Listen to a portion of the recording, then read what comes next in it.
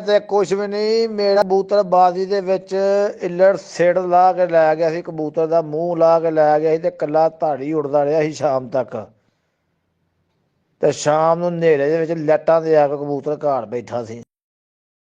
ਸਾਡੀ ਅੱਜ ਤੋਂ 50 ਸਾਲ ਪਹਿਲਾਂ ਬਾਜ਼ੀ ਲੱਗੀ ਸੀ, ਕਬੂਤਰ ਜਾ ਬਹਿ ਗਿਆ ਸੀ ਚੰਦ ਤੇ। 47 ਸਾਲਾਂ ਬਾਅਦ ਕਬੂਤਰ ਚੰਦ ਤੋਂ ਵਾਪਸ ਆਇਆ ਸੀ ਤੇ ਉਹ ਮੁਨਸਫ ਉਹਨੂੰ ਜਵਾਨੀ ਦੇ ਵਿੱਚ ਸੀ ਜਦੋਂ ਸਾਡੇ ਡੇਰੇ ਬੈਠਾ ਸੀ।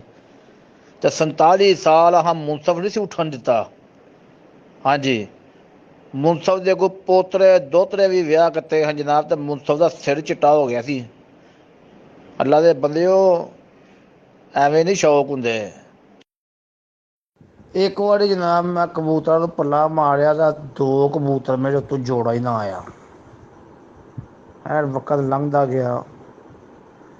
45 ਸਾਲ ਬਾਅਦ ਮੈਂ ਅਜੇ ਡੇੜੇ ਤੇ ਲੰਮਾ ਪਿਆ ਦਾ, ਉੱਤੋਂ ਡਾਟ ਨਿਕਲਿਆ ਕਬੂਤਰਾਂ ਜਨਾਬ, ਸਿੱਧਾ ਹੀ ਥੱਲੇ ਕੋਈ 70-80 ਕਬੂਤਰ। ਮੈਂ ਵੇਖਿਆ ਜੋੜਾ ਬੜਾ ਗੰਦਾ ਬੰਦਾ ਹੋਇਆ ਦਾ, ਕਬੂਤਰ ਤੇ ਆਪਣੇ ਜਾਪਦੇ। ਮੈਂ ਜਨਾਬ ਪਛਾਣ ਲਏ, ਪੈਰਾਂ 'ਚ ਕੜੀਆਂ ਹੀ ਮੇਰੀਆਂ।